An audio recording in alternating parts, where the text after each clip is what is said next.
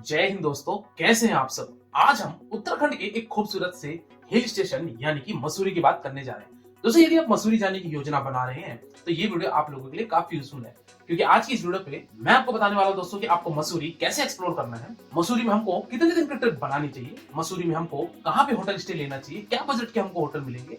साथ ही साथ ये भी जानेंगे कि मसूरी में हमको खाने पीने की क्या बंदोबस्त है, मसूरी में हमको कौन कौन से लोकल साइट सीइंग करना है, और वीडियो के लास्ट में ये भी जानेंगे कि मसूरी का सबसे बेस्ट टाइम कौन सा होता है विजिट करने के लिए, और मसूरी घूमने के लिए आपको एक व्यक्ति का या फिर एक कपल का कुल खर्चा कितना लग जाएगा। तो दोस्तों बने रहेगा मेरे वीडियो में, एक एक करके सारी बातों को मैं विस्तारपूर्वक वर्णन करूंगा, जिससे आपको इस मसूरी यात्रा को करने के लिए काफी सहूलियत मिले और आपका कुल खर्चा भी कम आए। तो चलिए बिना विलंब के हम वीडियो को आरंभ करते हैं और सबसे पहली बात करते हैं कि हमको उत्तराखंड के मसूरी कैसे पहुंचना है। दोस्तों, मसूरी पहुंचने के लिए बेसिकली आपके पास तीन मेजर ऑप्शन आते हैं।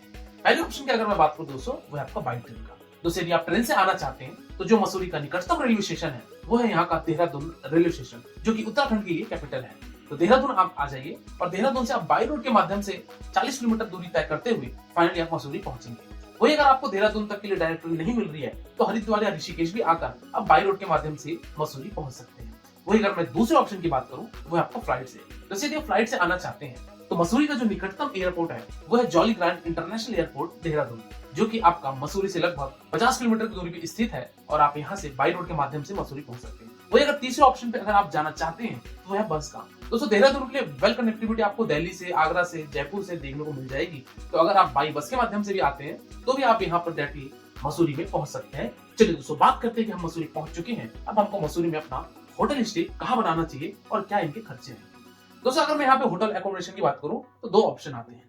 पहला ऑप्शन तो दोस्तों ये है कि यहाँ पे अगर आप मसूरी में जो मेन एरिया है, जिसको लाइब्रेरी चौक या फिर मॉल रोड के इर्द गिर्द अगर आप होटल लेना चाहते हैं तो यहाँ पे आपको ढेर सारे होटल देखने को मिलेंगे।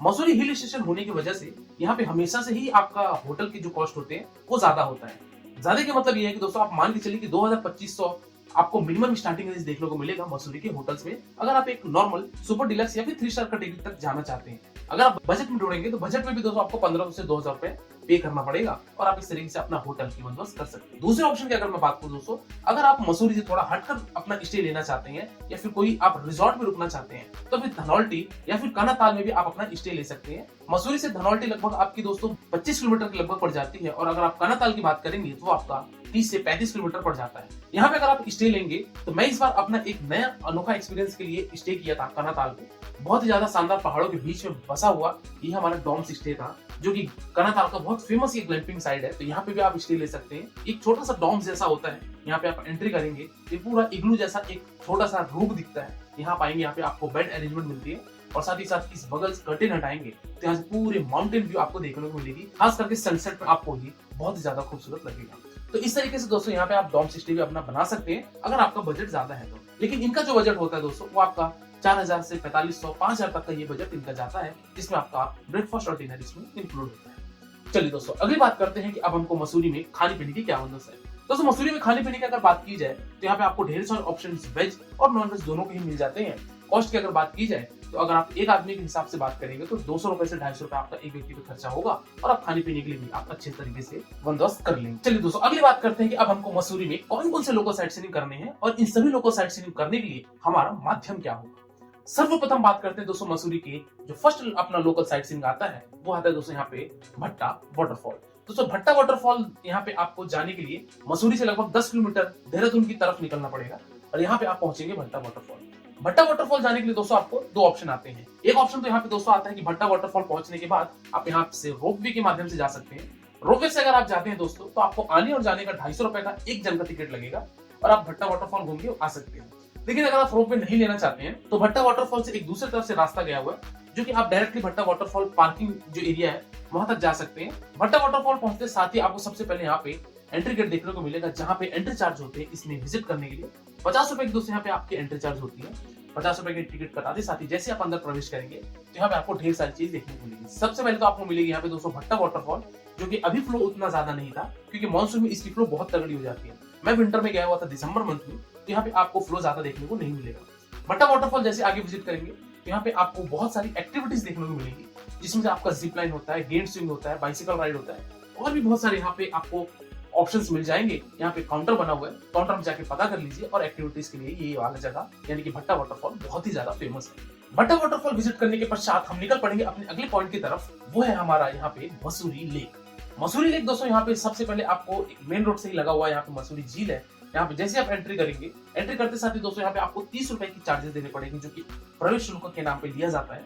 आप 30 रुपए एंट्री चार्ज जैसे करेंगे, थोड़ा सा आपको नीचे सीढ़ियों से उतर के जाना पड़ेगा। सबसे पहले एक छोटा सा वाटरफॉल देखने को मिलेगा और आप इस खूबसूरत से फिर मसूरी झील को देखेंगे। ये मसूरी झील पे दोस्तों बेसिकली आपको यहाँ पे दो चीजें होती हैं। एक तो आप पैडल बोटिंग कर सकते हैं, साथ ही साथ अगर आप कुछ फोटो शूट कराना चाहते हैं तो ये व्यू बहुत ज्यादा अच्छा है कि पूरे माउंटेन के बीच में एक छोटा सा मसूरी लेक है, तो बहुत ही ज्यादा अनोखा एक्सपीरियंस इसका भी होता है। पैडल बोट अगर आप करना चाहते हैं दोस्तों, तो पैडल बोट का दोस्तों अप्रोक्सीमेटली आपको 50 रुपए एक व्यक्ति का चार्ज होता है, जो कि यहीं पे बूथ बना हुआ है टिकट काउंटर का। यहाँ से आप लेके पैडल बोटिंग भी कर सकते हैं। मसूरी झील में भी कुछ समय बिताइए, 10 से 15 मिनट। इसके बाद आप निकल पड़िए अपने अगले साइड सीइंग की तरफ, जो कि है हमारा कंपनी गार्डन। दोस्तों कंपनी गार्डन में बेसिकली आपका 50 रुपए का तो एंट्री टिकट होता है, लेकिन इस कंपनी गार्डन में विजिट करने के लिए अगर आप बाई कार आए हुए यानी कि 4 व्हीलर से आए हुए हैं, तो यहाँ पे 100 रुपए कार का देना पड़ेगा। और अगर आप 2 व्हीलर स्कूटी रेंट पे हायर करके घूम रहे हैं, तो इसका आपको 50 रुपए देना पड़ेगा 2 व्हीलर का।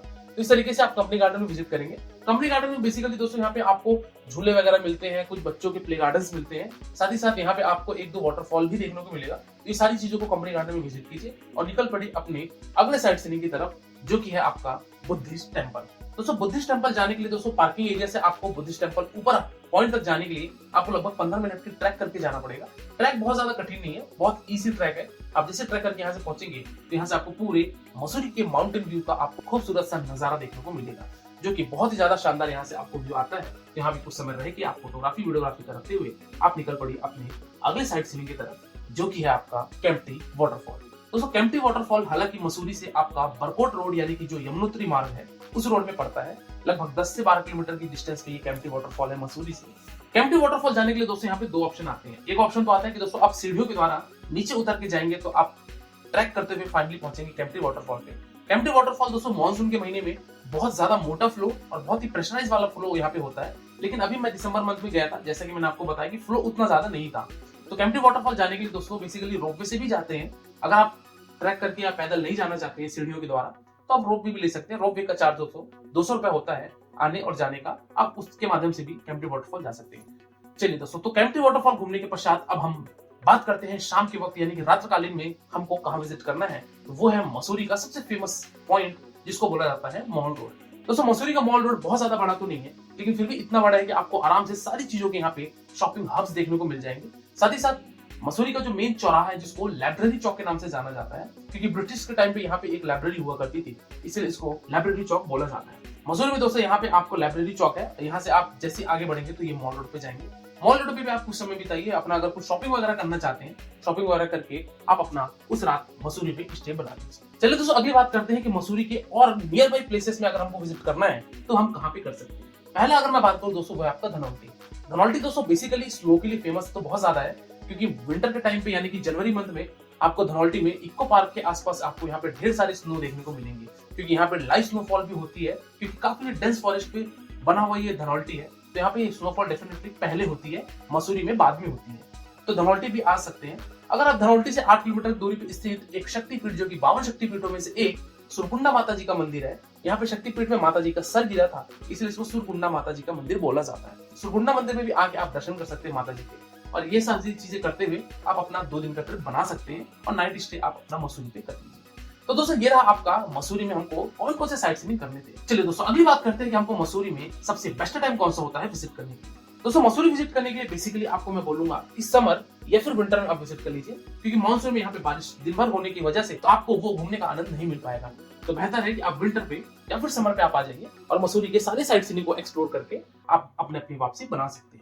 चलिए दोस्तों बात करते हैं कि मसूरी में हमको कितने दिन का ट्रिप बनानी चाहिए। मसूरी दोस्तों आपका बेसिकली 1 नाइट 2 डे सफिशिएंट है, लेकिन जैसा कि मैंने आपको बताया कि आप धनौल्टी वगैरह या सुरकुंडा माता जी का मंदिर घूमना चाहते हैं, तो अब आप 2 नाइट 3 दिन की अपनी ट्रिप बना लीजिए, जिसमें आप मसूरी के सारे पॉइंट्स को अच्छे तरीके से एक्सप्लोर करके आप अपनी वापसी ले सकते हैं। चलिए दोस्तों अगली और अंतिम बात करते हैं दोस्तों कि हमको मसूरी घूमने के लिए हमको एक व्यक्ति का या फिर एक कपल का कुल खर्चा कितना लग जाएगा। तो दोस्तों अगर मैं बात करूं, अगर आप एक नॉर्मल होटल में रुकना चाहते हैं यानी कि सुपर डिलक्स कैटेगरी होटल में रुकते हैं, खान पान भी आप दोस्तों बाहर या फिर नॉर्मल करते हैं, तो आप मान के चलिए कि आपको एक व्यक्ति का जो खर्चा आएगा वो अप्रोक्सीमेटली 6 से 7 हजार रुपए आएगा, क्योंकि इस बीच में आपको मसूरी के सारे एंट्री टिकट्स, मसूरी के सारे पार्किंग चार्जेस, होटल स्टे के खर्चे हर एक चीजों को अगर मिलाया जाए तो आपको लगभग 6 से 7 हजार रुपए मसूरी का पड़ेगा 2 रात और 3 दिन के लिए, और आप मसूरी को अच्छे तरीके से घूम लेंगे। वही अगर कपल्स की बात की जाए तो 14 से 15 हजार रुपए में आपका कपल का भी चार्ज इसमें कंप्लीट हो जाएगा और सभी अच्छे तरीके से घूम लेंगे। अगर दोस्तों अगर आप स्कूटी से घूमते हैं तब आपका ये खर्चा आएगा, अगर आप कार हायर करेंगे तो थोड़ा सा चार्जेस आपके और बढ़ सकते हैं। तो दोस्तों ये रहा आपका मसूरी यात्रा का एक संपूर्ण वर्णन। इसके बाद में दोस्तों अगर आपके मन में कोई डाउट है या आपके मन में कोई प्रश्न है तो आप मेरे इंस्टाग्राम यात्राबस आईडी में विजिट कीजिए। डेफिनेटली दोस्तों आपको मेरे द्वारा या हमारी टीम के द्वारा आपको रिप्लाई दिया जाएगा। और आप किसी दूसरे वीडियो में खो जाए इससे पहले आप मेरे चैनल यात्राबस को सब्सक्राइब कीजिए। आज की वीडियो में दोस्तों फिलहाल इतना ही। मिलते हैं फिर एक नई वीडियो में एक नई यात्रा के साथ, एक नए विषय के साथ। तब तक के लिए शुक्रिया। जय Hind. Wish you safe, comfortable and happy journey.